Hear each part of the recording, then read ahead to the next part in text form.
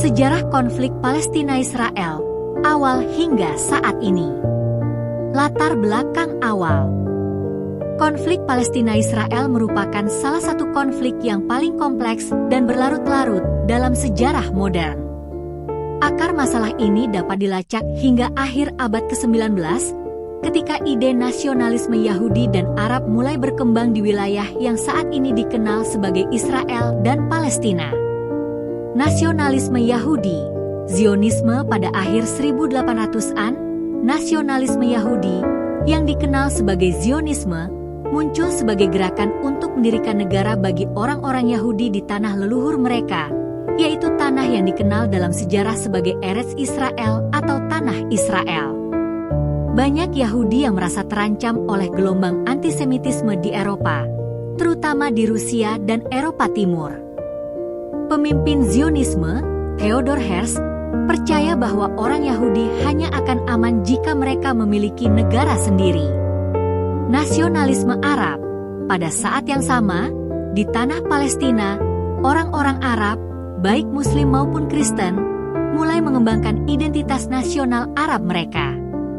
Mereka merasa wilayah tersebut adalah bagian dari dunia Arab yang lebih besar dan sebagian besar penduduk wilayah ini adalah Muslim atau Kristen Arab. Periode Kekaisaran Ottoman dan Mandat Inggris. Sebelum Perang Dunia Pertama, wilayah Palestina adalah bagian dari Kekaisaran Ottoman.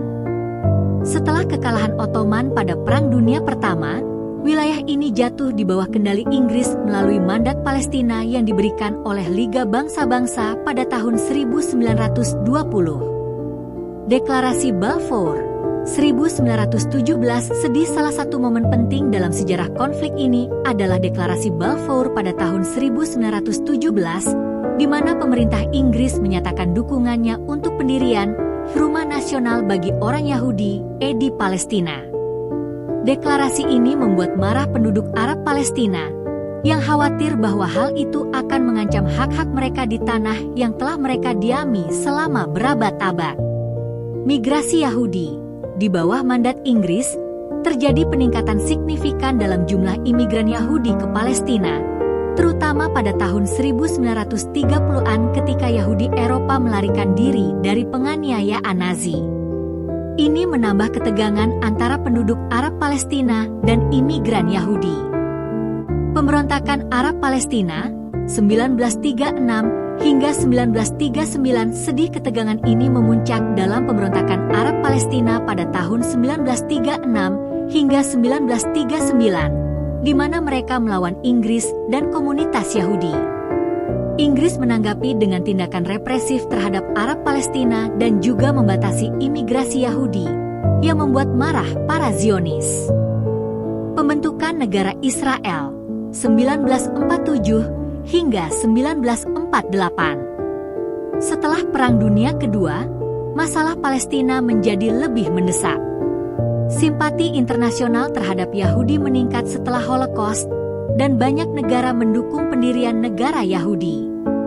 Resolusi PBB 181 1947. Pada tahun 1947, PBB mengeluarkan resolusi 181 yang mengusulkan pembagian Palestina menjadi dua negara, satu negara Yahudi dan satu negara Arab, dengan Yerusalem sebagai kota internasional. Orang Yahudi menerima rencana ini, meskipun mereka merasa mereka tidak diberikan cukup wilayah. Namun, orang Arab Palestina dan negara-negara Arab menolak rencana ini, karena mereka merasa bahwa wilayah yang diberikan kepada negara Yahudi terlalu besar dibandingkan dengan jumlah populasi Yahudi. Perang 1948, Nakba pada tahun 1948, setelah Israel mendeklarasikan kemerdekaannya, negara-negara Arab, Mesir, Yordania, Suriah, Lebanon, dan Irak menyerang Israel. Konflik ini, yang dikenal sebagai Perang Arab-Israel 1948, berakhir dengan kemenangan Israel. Selama perang, ratusan ribu orang Arab Palestina melarikan diri atau diusir dari rumah mereka. Peristiwa yang disebut oleh orang Palestina sebagai Nakba atau Malapetaka. Pembentukan garis gencatan senjata 1949 sedih setelah perang, Israel menguasai lebih banyak wilayah daripada yang diusulkan dalam rencana pembagian PBB. Tepi barat jatuh di bawah kendali Yordania, sementara jalur Gaza dikuasai Mesir. Namun, tidak ada negara Arab yang mendirikan negara Palestina di wilayah ini. Periode pasca 1948 hingga 1967. Selama periode ini, ketegangan antara Israel dan negara-negara Arab tetap tinggi. Banyak orang Palestina yang tinggal di kamp-kamp pengungsi di negara-negara Arab menunggu kesempatan untuk kembali ke tanah air mereka. Perang 6 Hari 1967 sedih pada tahun 1967, Israel terlibat dalam Perang 6 Hari melawan Mesir, Yordania, dan Suriah. Dalam perang ini, Israel berhasil merebut tepi barat, termasuk Yerusalem Timur, jalur Gaza, semenanjung Sinai, dan dataran tinggi Golan. Pendudukan tepi barat dan jalur Gaza oleh Israel memicu babak baru dalam konflik ini. Resolusi PBB 242. Setelah perang, Dewan Keamanan PBB mengeluarkan Resolusi 242 yang menyerukan penarikan Israel dari wilayah yang didudukinya dalam Perang 6 Hari dan pengakuan hak semua negara di kawasan itu untuk hidup dalam perdamaian. Namun, implementasi resolusi ini tidak pernah tercapai. Intifada pertama dan kedua. Intifada pertama 1987 hingga 1993 sedih pada akhir 1980-an, frustrasi Palestina terhadap pendudukan Israel dan kegagalan solusi diplomatik memuncak dalam Intifada pertama, sebuah pemberontakan massal yang berlangsung dari 1987 hingga 1993. Intifada ini menarik perhatian dunia pada penderitaan orang Palestina di bawah pendudukan Israel. Kesepakatan Oslo 1993 sedih pada tahun 1993. Kesepakatan Oslo ditandatangani yang merupakan upaya pertama untuk menyelesaikan konflik melalui solusi dua negara. Dalam kesepakatan ini, otoritas Palestina dibentuk yang diberikan kekuasaan terbatas untuk memerintah sebagian wilayah tepi barat dan jalur Gaza. Namun, isu-isu penting seperti status Yerusalem, hak kembali pengungsi Palestina, dan perbatasan tetap tidak terselesaikan. Intifada kedua, 2000 hingga 2005 sedih pada tahun 2000. Kegagalan proses perdamaian dan provokasi di Yerusalem memicu Intifada kedua yang lebih berdarah daripada yang pertama. Konflik ini menandai kemunduran signifikan dalam hubungan antara Israel dan Palestina. Periode modern. Dalam beberapa dekade terakhir, situasi di Palestina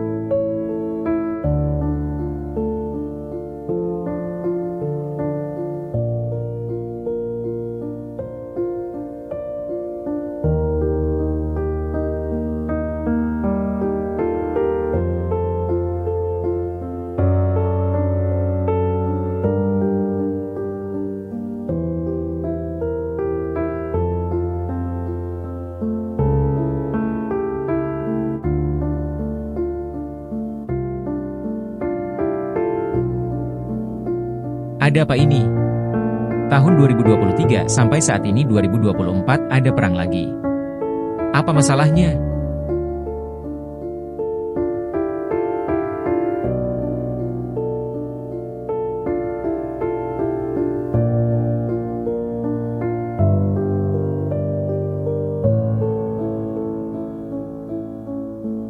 Pada tahun 2023 hingga 2024, konflik antara Israel dan kelompok-kelompok militan Palestina di Gaza, terutama Hamas dan Jihad Islam, kembali meningkat secara signifikan. Perang yang berlangsung dalam periode ini adalah salah satu konflik terbesar dan paling merusak di wilayah tersebut dalam beberapa dekade terakhir, dengan dampak yang dirasakan baik oleh warga Israel maupun Palestina. Latar belakang Perang 2023 hingga 2024. Konflik ini pecah pada akhir tahun 2023 setelah serangkaian ketegangan yang terus membara di Yerusalem dan tepi barat, serta serangan roket dari Gaza yang dibalas dengan serangan udara oleh Israel. Eskalasi terjadi secara bertahap, dipicu oleh beberapa faktor utama. Ketegangan di Yerusalem dan Al-Aqsa, insiden kekerasan di sekitar Masjid Al-Aqsa di Yerusalem, yang merupakan tempat suci bagi umat Islam dan Yahudi, memicu reaksi keras dari dunia Arab dan umat Muslim secara umum. Ketegangan di tempat ini seringkali menjadi pemicu konflik lebih besar antara Israel dan Palestina. Pembangunan permukiman di tepi barat. Pembangunan permukiman Yahudi di wilayah tepi barat terus berlanjut, yang dilihat oleh banyak pihak sebagai provokasi dan upaya untuk mencegah tercapainya solusi dua negara. Permukiman ini bertentangan dengan hukum internasional dan terus memperburuk hubungan antara Israel dan Palestina. Serangan militer Israel di Gaza. Setelah roket ditembakkan oleh kelompok militan di Gaza, Israel melancarkan serangan udara besar-besaran yang menargetkan infrastruktur Hamas dan Jihad Islam. Ini memicu serangan balasan yang lebih intens dari kedua pihak, dengan banyak korban jiwa di kedua belah pihak. Serangan-serangan militan. Kelompok militan seperti Hamas dan Jihad Islam meluncurkan ribuan roket ke arah kota-kota di Israel yang menargetkan warga sipil serta infrastruktur militer. Sistem pertahanan udara Israel, Iron Dome, berhasil mencegat banyak roket, tetapi beberapa berhasil menembus dan menyebabkan korban jiwa di pihak Israel. Eskalasi di tahun 2024. Pada awal tahun 2024, perang antara Israel dan kelompok-kelompok di Gaza semakin intensif. Israel melancarkan operasi militer darat yang lebih luas untuk menghancurkan terowongan-terowongan bawah tanah yang digunakan oleh Hamas untuk menyelundupkan senjata dan menyerang wilayah Israel. Di sisi lain, Hamas dan Jihad Islam meningkatkan serangan mereka dengan menggunakan roket jarak jauh yang dapat mencapai wilayah yang lebih dalam di Israel. Korban jiwa. Ribuan orang Palestina, termasuk banyak warga sipil, tewas atau terluka dalam serangan udara Israel. Infrastruktur di Gaza, yang sudah sangat lemah karena blokade yang berkepanjangan, hancur semakin parah. Israel juga mengalami korban jiwa, meskipun dalam jumlah yang lebih kecil dibandingkan Palestina, sebagian besar berkat sistem pertahanan Iron Dome yang sangat efektif. Reaksi internasional.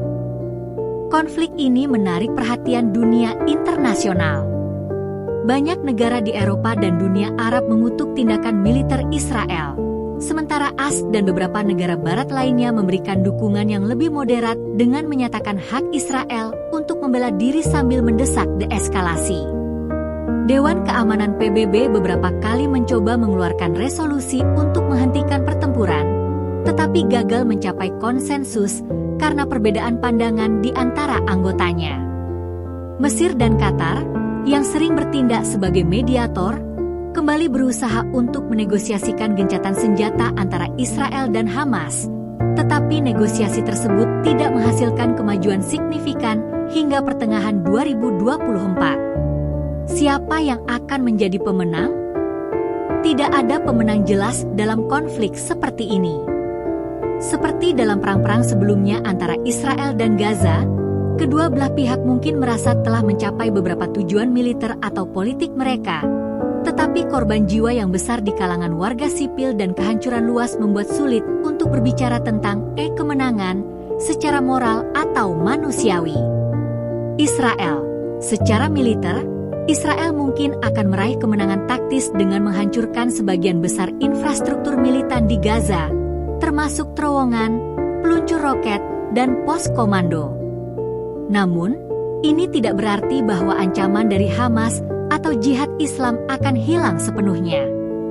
Setiap kali Israel melancarkan serangan besar, kelompok-kelompok militan ini seringkali mampu memulihkan kekuatan mereka dalam waktu beberapa bulan atau tahun. Hamas dan Jihad Islam. Di sisi lain, meskipun Hamas dan Jihad Islam menderita kerugian besar, Mereka seringkali mengklaim kemenangan moral atau simbolis dengan bertahan dan terus melawan kekuatan militer yang jauh lebih unggul. Mereka bisa terus menegaskan diri mereka sebagai perlawanan utama terhadap Israel di mata sebagian besar masyarakat Palestina dan dunia Arab. Solusi ke depan. Setelah melihat perang 2023 hingga 2024 ini, jelas bahwa siklus kekerasan tidak akan berakhir tanpa penyelesaian politik yang komprehensif. Solusi jangka panjang hanya bisa dicapai jika ada kesepakatan yang melibatkan kedua belah pihak dengan bantuan mediator internasional yang kuat. Beberapa langkah yang dapat menjadi solusi di masa depan meliputi penghentian kekerasan segera. Gencatan senjata harus segera diberlakukan dengan jaminan internasional, diikuti dengan negosiasi langsung yang melibatkan Israel, Palestina, dan mediator internasional seperti PBB, AS, Mesir, atau Uni Eropa. Solusi dua negara. Pengakuan dua negara yang merdeka, Israel dan Palestina, adalah kunci untuk mencapai perdamaian yang berkelanjutan. Palestina harus mendapatkan hak untuk memiliki negara yang berdaulat di perbatasan pra-1967, termasuk tepi barat, jalur Gaza, dan Yerusalem Timur sebagai ibu kotanya. Pembangunan ekonomi di Gaza dan tepi barat, bantuan internasional yang terkoordinasi diperlukan untuk membangun kembali Gaza dan memperkuat ekonomi Palestina. Kemiskinan dan pengangguran yang parah di Gaza hanya memperburuk radikalisasi dan kekerasan. Jaminan keamanan bagi Israel, setiap solus.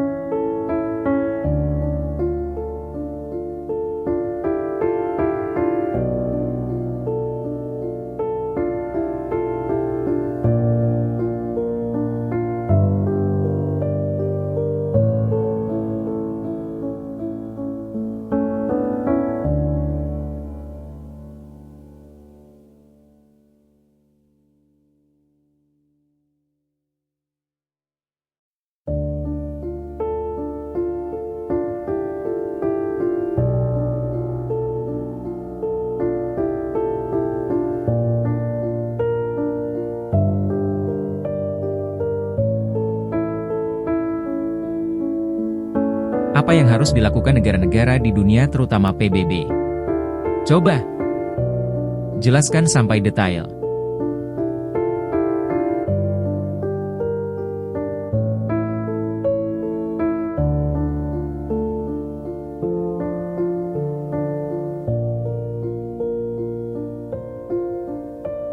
Untuk mengakhiri konflik Israel-Palestina yang sudah berlangsung lama dan kompleks, negara-negara dunia, terutama Perserikatan Bangsa-Bangsa, PBB, harus mengambil langkah-langkah yang lebih tegas dan menyeluruh. Konflik ini bukan hanya masalah lokal, tetapi telah menjadi sumber ketidakstabilan global dan ketegangan geopolitik dengan dampak yang meluas di Timur Tengah dan dunia internasional. Berikut adalah beberapa langkah yang dapat dilakukan oleh negara-negara di dunia, khususnya PBB, untuk menyelesaikan konflik ini secara adil dan berkelanjutan. 1. Memperkuat upaya diplomatik melalui PBB. PBB, melalui Dewan Keamanan dan Majelis Umum, harus memainkan peran yang lebih proaktif dalam mediasi dan negosiasi antara Israel dan Palestina. Langkah-langkah yang perlu dilakukan meliputi A. Gencatan senjata dan perlindungan sipil. Langkah pertama yang mendesak adalah memfasilitasi gencatan senjata segera antara pihak-pihak yang bertikai, terutama setelah konflik besar seperti yang terjadi pada 2023 hingga 2024. Ini termasuk mendirikan zona penyangga di wilayah yang paling terancam, mengirimkan pasukan penjaga perdamaian PBB untuk memastikan gencatan senjata dipatuhi oleh kedua belah pihak, mencegah serangan lebih lanjut, dan melindungi warga sipil yang menjadi korban utama konflik. Menggunakan misi pengawasan internasional yang independen untuk memantau tindakan militer di lapangan dan melaporkan pelanggaran hak asasi manusia serta pelanggaran hukum internasional. B. Mendorong pembicaraan damai yang didukung secara internasional. PBB harus berperan sebagai mediator utama dalam memfasilitasi dialog langsung antara Israel dan Palestina. Untuk memastikan efektivitasnya, PBB perlu membentuk kerangka dialog yang inklusif, termasuk negara-negara Arab, AS, Uni Eropa, Rusia, dan negara-negara penting lainnya, sehingga ada keseimbangan dalam negosiasi. Memimpin pertemuan puncak secara berkala yang fokus pada isu-isu penting seperti perbatasan, status Yerusalem, hak pengungsi Palestina, dan keamanan Israel.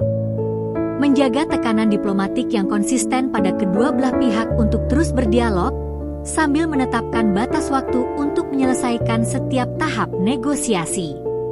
C. Pengawasan internasional terhadap kejahatan perang dan pelanggaran HAM. PBB dapat membentuk komisi independen yang diberi mandat untuk menyelidiki pelanggaran hukum internasional di kedua belah pihak. Komisi ini harus mengidentifikasi pelaku pelanggaran hak asasi manusia dan kejahatan perang, menyampaikan temuan-temuan mereka kepada Pengadilan Kriminal Internasional (ICC) untuk diproses lebih lanjut, sehingga ada akuntabilitas dan keadilan bagi korban. 2. Mendorong solusi dua negara sebagai jalan keluar utama. Banyak negara dan PBB sudah lama mendukung solusi dua negara sebagai jalan keluar terbaik untuk konflik ini. Solusi ini memberikan ruang bagi Palestina dan Israel untuk hidup berdampingan sebagai dua negara yang merdeka dan berdaulat. Untuk mewujudkan solusi dua negara, negara-negara dunia dan PBB harus melakukan hal-hal berikut. A. Menetapkan perbatasan yang jelas berdasarkan garis 1967. Negara-negara harus mendukung kembalinya perbatasan berdasarkan garis hijau tahun 1967 dengan beberapa penyesuaian yang dinegosiasikan secara damai. Ini berarti tepi barat dan jalur Gaza akan menjadi bagian dari negara Palestina yang berdaulat dengan Yerusalem Timur sebagai ibu kotanya.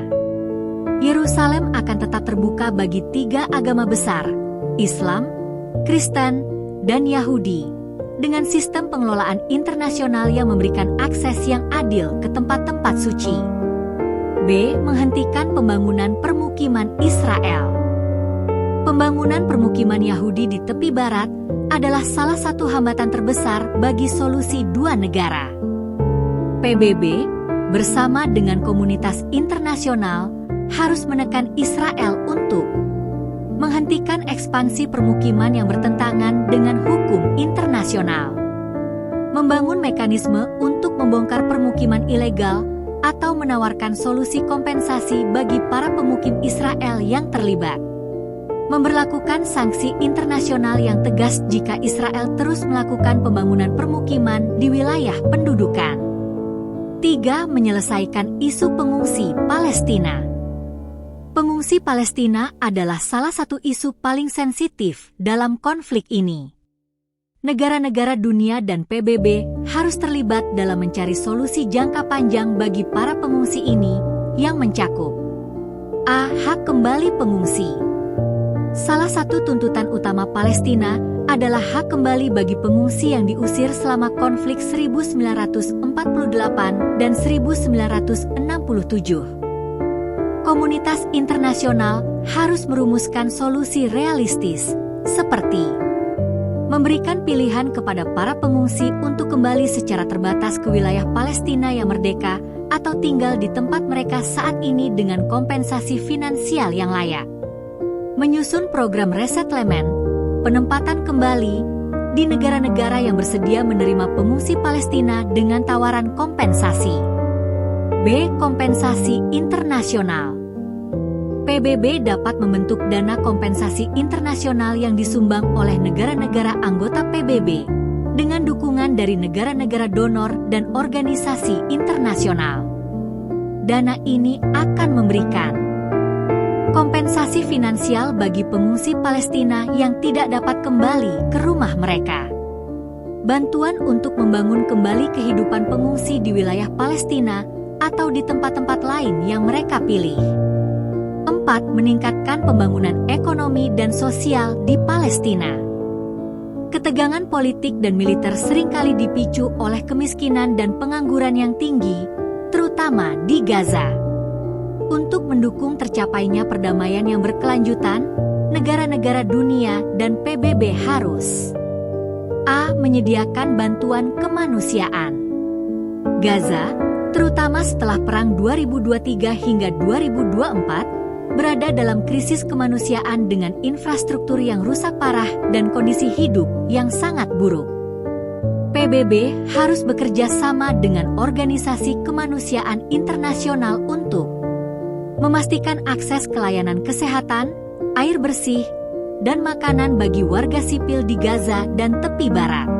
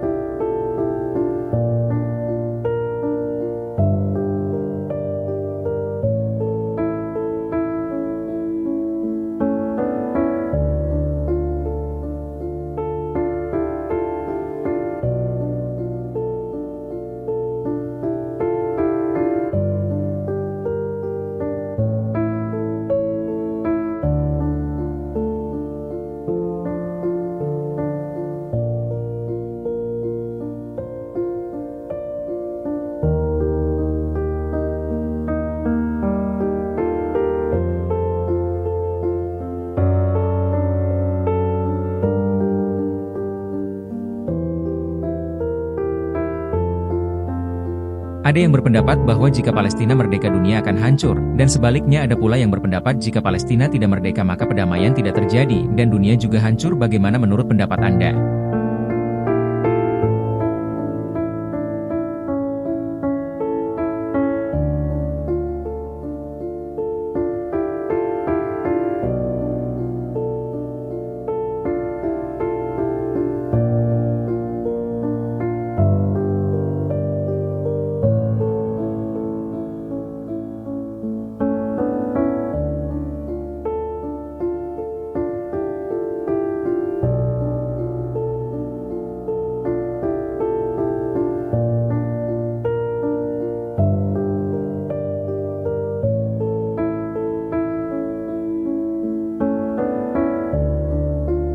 Pendapat mengenai dampak kemerdekaan Palestina terhadap perdamaian dunia sangatlah kompleks dan seringkali dipengaruhi oleh perspektif politik, agama, dan sejarah yang berbeda-beda.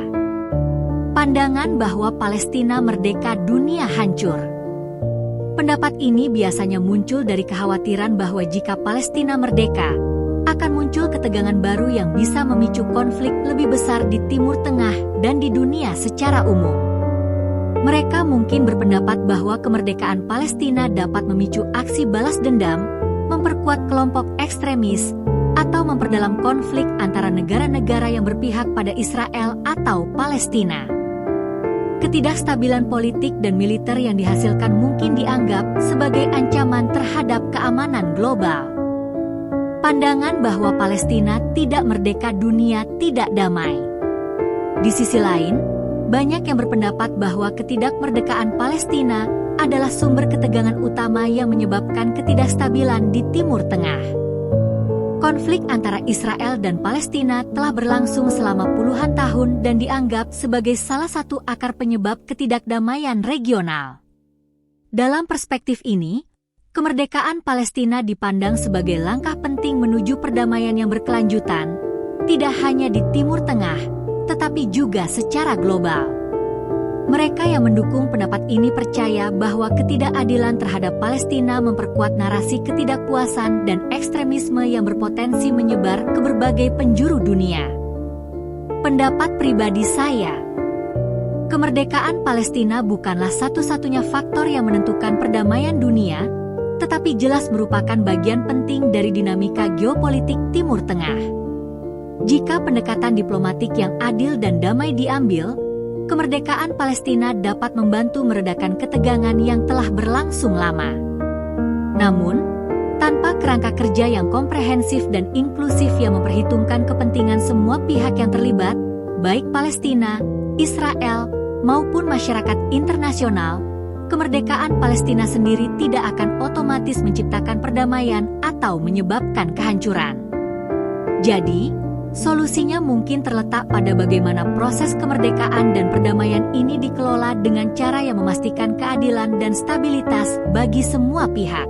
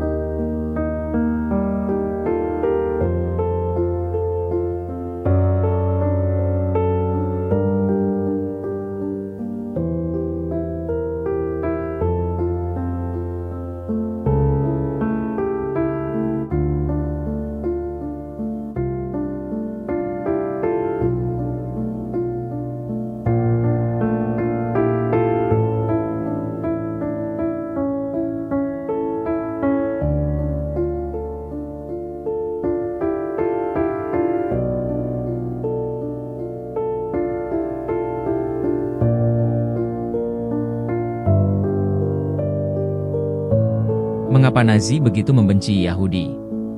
Mengapa orang Yahudi malah banyak di Eropa zaman dahulunya? Jika benar orang Yahudi nenek moyangnya ada di tanah Palestina, mengapa mereka juga terusir dari tempatnya pada zaman dulu? Bukankah Yahudi dan Palestina satu nenek moyang yang sama dari Nabi Ibrahim? Mengapa harus berperang sampai sekarang?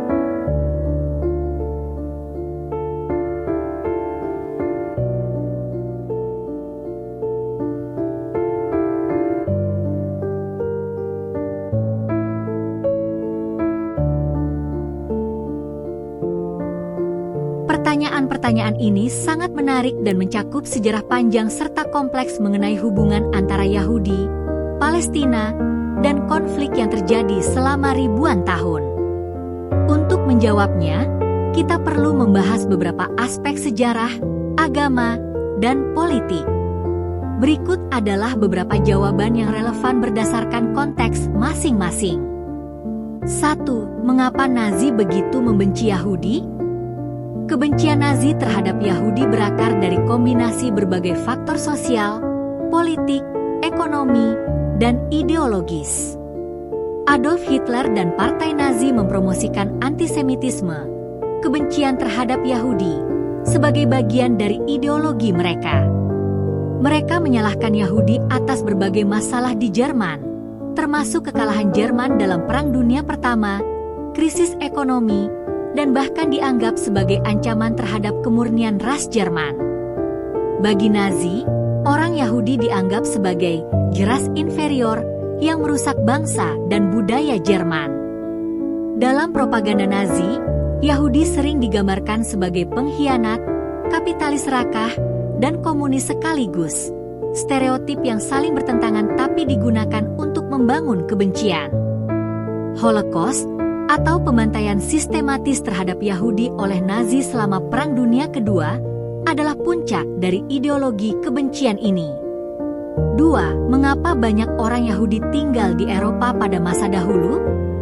Orang Yahudi tersebar di seluruh dunia, termasuk di Eropa, karena serangkaian diaspora, pengusiran dan penyebaran yang terjadi selama sejarah panjang mereka.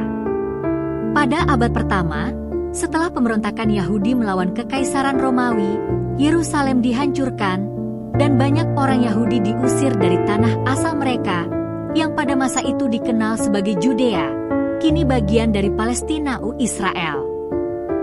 Mereka tersebar ke berbagai belahan dunia, termasuk Eropa, Afrika Utara, dan Timur Tengah. Selama berabad-abad, komunitas Yahudi di Eropa berkembang meskipun sering menghadapi diskriminasi dan penganiayaan, seperti pengusiran dari Spanyol pada tahun 1492 dan pogrom, serangan kekerasan, di Rusia. Eropa Barat dan Tengah, khususnya, menjadi rumah bagi banyak orang Yahudi sebelum Perang Dunia Kedua. 3. Jika Yahudi nenek moyangnya di Palestina, mengapa mereka terusir? Yahudi dan Palestina, yang saat ini dikenal sebagai orang Arab Palestina, memang memiliki akar sejarah yang mendalam di tanah yang sekarang disebut Israel dan Palestina. Orang Yahudi kuno menghuni wilayah tersebut selama ribuan tahun, tapi seringkali terlibat dalam konflik dengan kekuatan kekaisaran seperti Babilonia, Persia, Yunani, dan Romawi. Seperti disebutkan di atas, pemberontakan melawan Romawi pada abad pertama Masehi berujung pada kehancuran Yerusalem dan diaspora Yahudi. Setelah itu, banyak orang Yahudi terusir atau memilih meninggalkan tanah leluhur mereka karena penganiayaan, konflik, dan kesempatan hidup yang lebih baik di wilayah lain. Namun, beberapa komunitas Yahudi tetap tinggal di kawasan tersebut selama berabad-abad. 4. Bukankah Yahudi dan Palestina berasal dari nenek moyang yang sama dari Nabi Ibrahim? Secara teologis, Yahudi dan Muslim, termasuk orang Palestina, percaya bahwa mereka berasal dari nenek moyang yang sama, yaitu Nabi Ibrahim, Abraham. Dalam tradisi Yahudi dan Kristen, Abraham adalah nenek moyang bangsa Yahudi melalui putranya, Ishak, dan cucunya, Yakub, yang juga dikenal sebagai Israel. Dalam tradisi Islam, Abraham juga dianggap sebagai nenek moyang, namun Muslim percaya bahwa bangsa Arab, termasuk Palestina, adalah keturunan dari Ismail, putra Ibrahim yang lain. Meskipun ada hubungan sejarah dan agama yang mengikat mereka, konflik politik dan sosial telah membedakan identitas Yahudi dan Arab Palestina selama berabad-abad. 5. Mengapa mereka harus berperang hingga sekarang? Konflik modern antara Israel dan Palestina memiliki akar sejarah yang panjang, tetapi pada abad ke-20, ketegangan meningkat dengan lahirnya Zionisme, gerakan nasional Yahudi, yang bertujuan untuk mendirikan negara Yahudi di tanah Palestina. Palestina pada masa itu adalah wilayah kekuasaan Ottoman dan kemudian mandat Inggris. Setelah Perang Dunia Pertama dan terutama setelah Holocaust, banyak Yahudi dari Eropa dan tempat lain mulai bermigrasi ke Palestina untuk mencari perlindungan dan mengklaim tanah yang mereka anggap sebagai tanah leluhur mereka. Hal ini menimbulkan ketegangan dengan penduduk Arab Palestina yang sudah tinggal di sana, yang juga mengklaim hak atas tanah tersebut. Ketegangan ini memuncak dengan pembagian Palestina oleh PBB pada tahun 1947 yang membagi wilayah tersebut menjadi dua negara, satu untuk Yahudi dan satu untuk Arab.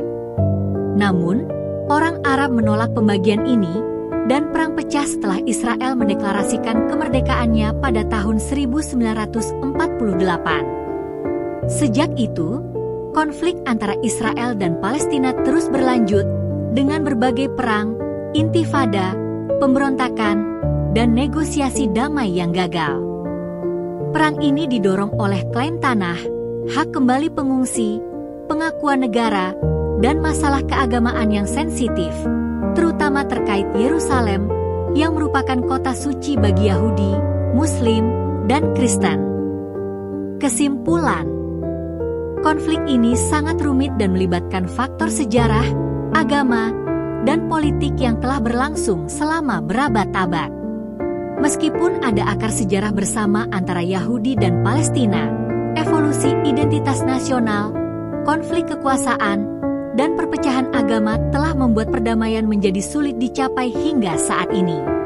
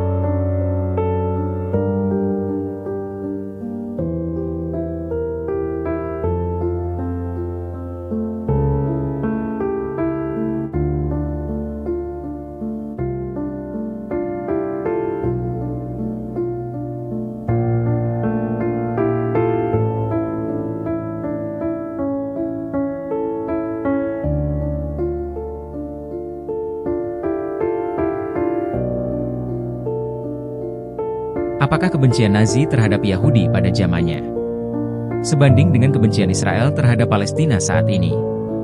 Yang keduanya mengalami genosida.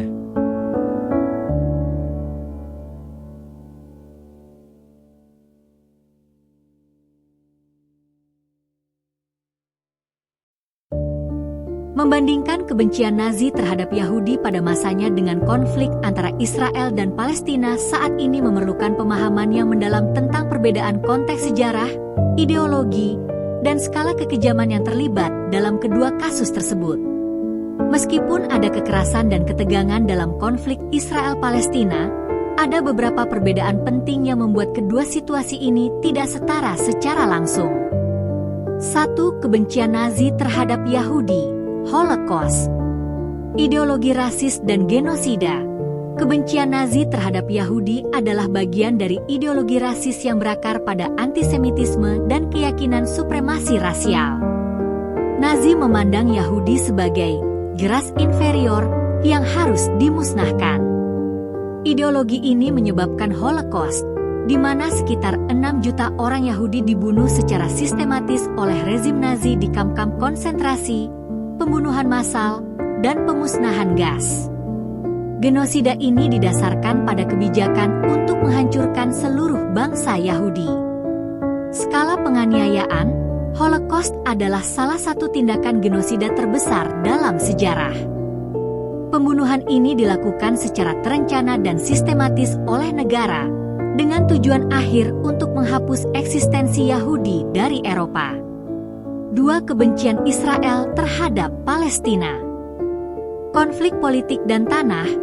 Konflik Israel-Palestina, meskipun penuh dengan kekerasan dan penderitaan, terutama berpusat pada sengketa tanah, kedaulatan, dan hak-hak nasional.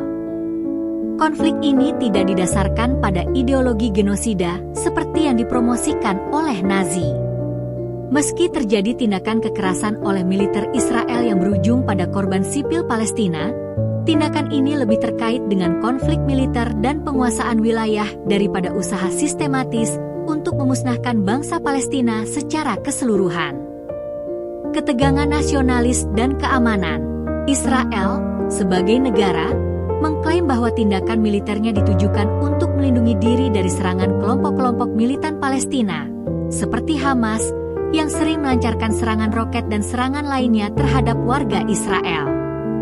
Di sisi lain, Palestina menganggap bahwa Israel menjalankan kebijakan penjajahan, diskriminasi, dan pengusiran paksa terhadap mereka di tanah air mereka sendiri, yang menyebabkan banyak korban jiwa dan penderitaan, terutama di Gaza dan tepi barat.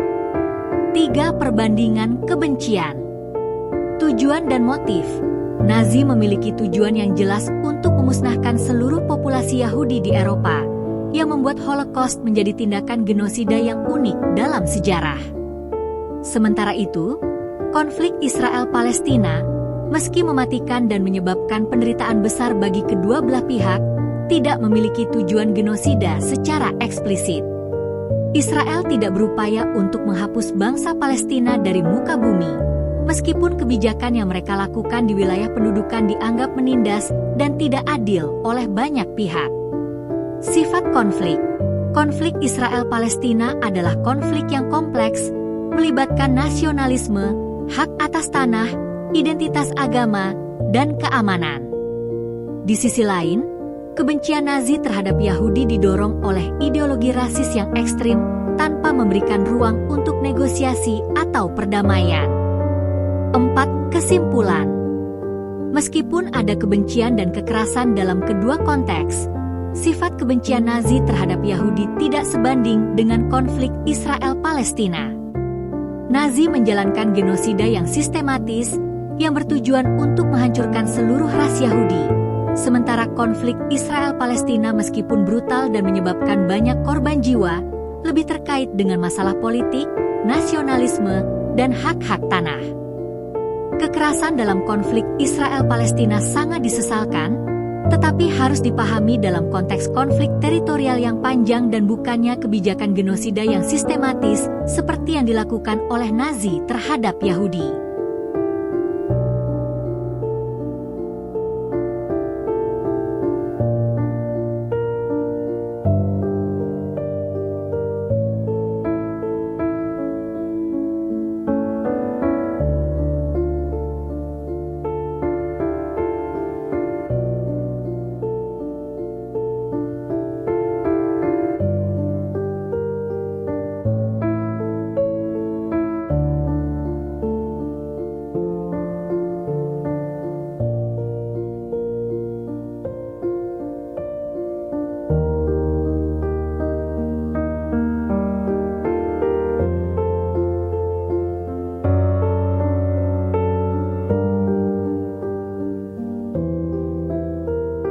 Baiklah. Jika begitu bagaimana solusinya agar mereka hidup damai berdampingan? Sebagai negara merdeka masing-masing. Atau melebur menjadi negara yang baru. Yang berbentuk federal sebagai contohnya. Negara Uni Emirat Arab. Apakah bisa diterapkan seperti itu?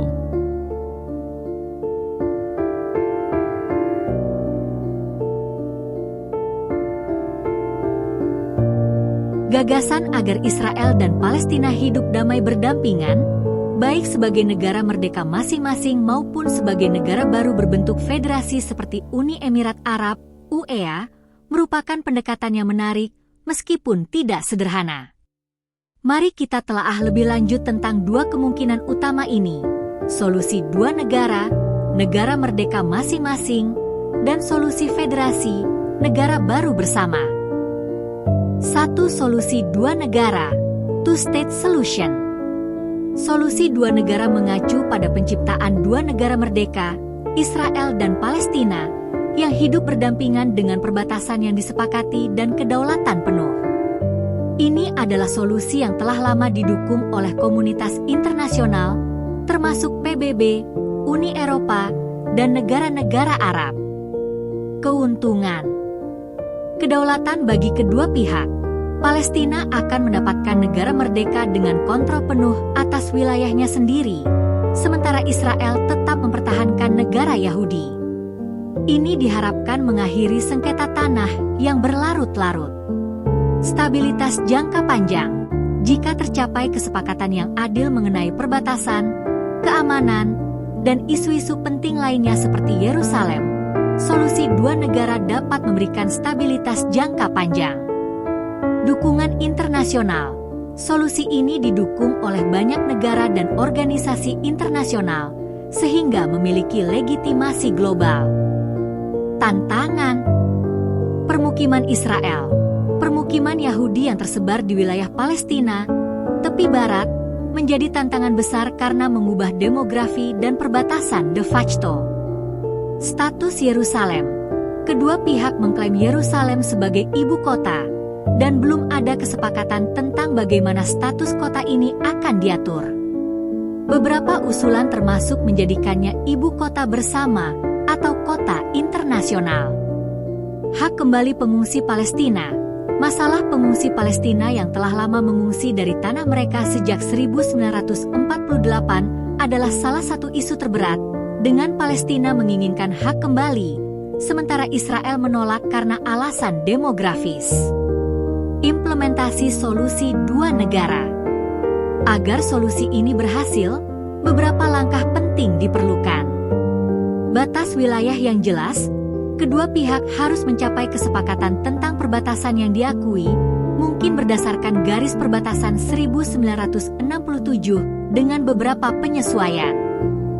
Pengaturan keamanan yang dapat diterima, harus ada jaminan keamanan bagi Israel dan Palestina, dengan komitmen untuk menghentikan kekerasan dari kedua belah pihak. Pengakuan internasional. Solusi ini harus didukung oleh komunitas internasional dengan mediasi yang kuat, dan perjanjian damai harus dipatuhi. Dua solusi federasi, Federal Solution. Model federasi atau konfederasi adalah gagasan alternatif di mana Israel dan Palestina melebur menjadi satu negara baru yang memiliki sistem pemerintahan federal, mirip dengan Uni Emirat Arab, UEA, di mana setiap wilayah memiliki otonomi yang luas tetapi tetap berada di bawah kerangka negara yang sama. Dalam model ini, Israel dan Palestina akan tetap mempertahankan identitas nasional mereka tetapi berbagi pemerintahan pusat untuk beberapa aspek seperti kebijakan luar negeri, keamanan, atau ekonomi. Keuntungan. Kesetaraan politik. Solusi federasi memungkinkan kedua pihak, Yahudi dan Palestina, untuk memiliki hak-hak politik yang setara dalam kerangka pemerintahan bersama. Ini bisa menjadi jalan keluar bagi mereka yang ingin menghindari konflik teritorial. Otonomi regional. Model federasi memungkinkan otonomi yang luas untuk masing-masing wilayah, baik itu wilayah Yahudi atau Palestina, sehingga mereka bisa mengatur urusan dalam negeri masing-masing sesuai dengan nilai dan budaya mereka. Integrasi ekonomi dan sosial. Dengan mengintegrasikan wilayah-wilayah yang saat ini dipisahkan oleh tembok dan konflik, model ini bisa menciptakan integrasi ekonomi yang lebih kuat dan pembangunan yang lebih berkelanjutan. Tantangan. Identitas nasional dan agama. Banyak warga Israel yang merasa kuat tentang negara Yahudi dan menolak gagasan hidup di negara bersama dengan mayoritas Palestina. Di sisi lain, orang Palestina ingin memiliki negara merdeka dan tidak ingin hidup di bawah kendali Israel.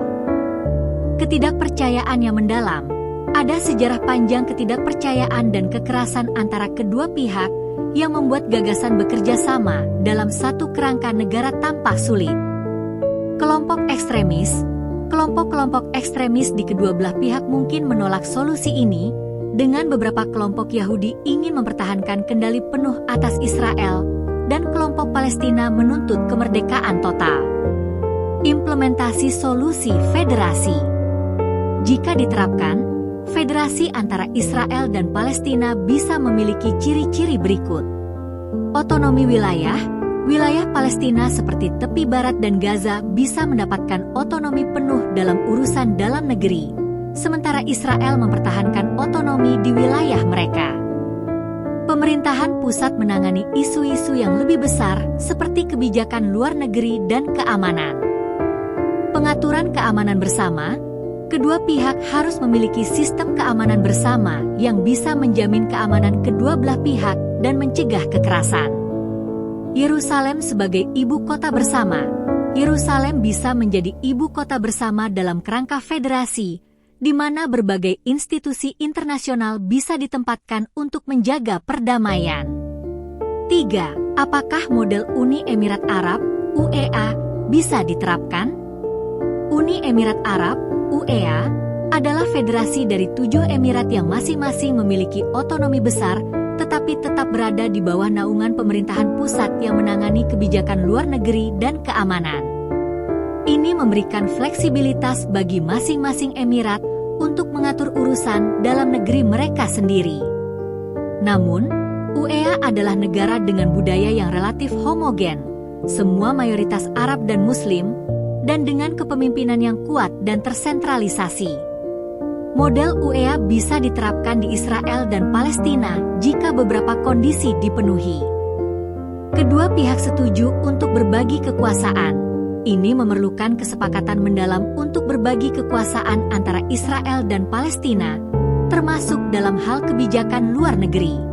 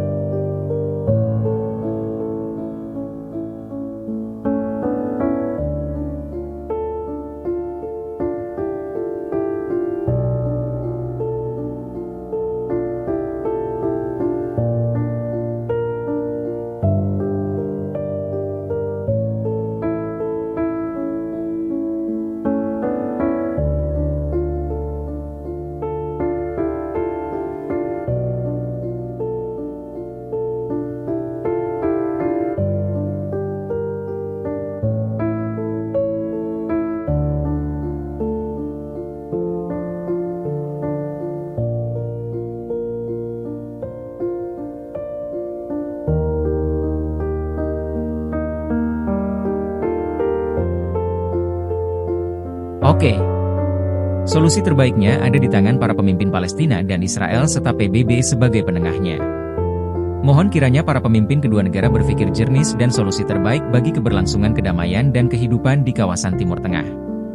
Namun jika melihat dari situasi saat ini, saya sulit menebak kemana arah tujuan para pemimpin kedua negara tersebut. Palestina ingin mengusir Israel dari tanah Palestina, sedang Israel semakin ingin memperluas wilayahnya. Keduanya ngotot mempertahankan egonya. Bagaimana Anda membaca situasi terbaru kondisi di Palestina dan Israel saat ini?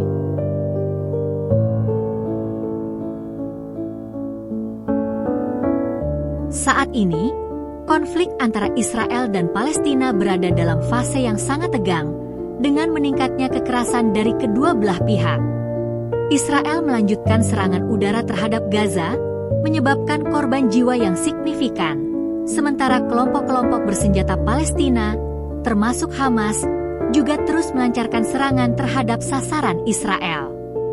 Di sisi lain, ancaman konflik dengan Hezbollah di Lebanon juga semakin nyata, yang menambah kompleksitas situasi di wilayah tersebut. Israel Hayom, Wikipedia. Israel terus memperluas pemukiman di tepi barat, yang dianggap ilegal oleh banyak komunitas internasional. Sementara Palestina semakin frustrasi dengan blokade dan tindakan militer Israel di Gaza yang menghancurkan infrastruktur dasar dan mengakibatkan penderitaan kemanusiaan besar-besaran. Kesehatan, pendidikan, dan kebutuhan dasar lainnya berada di ambang kehancuran di Gaza akibat blokade dan serangan berkelanjutan. Israel hayong.